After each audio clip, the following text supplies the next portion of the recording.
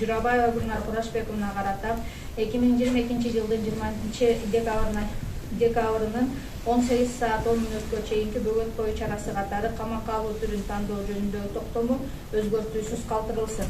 Адвокат Антандин Бандырды Позор! Судья, позор, судья! Кой бергиле.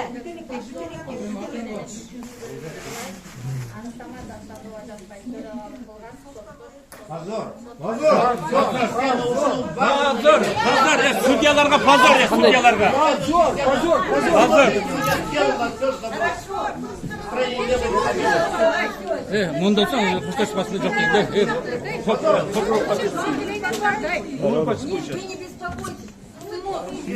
Что происходит в стране? Судебный система нигде конституционные права не защищается. Негде взять.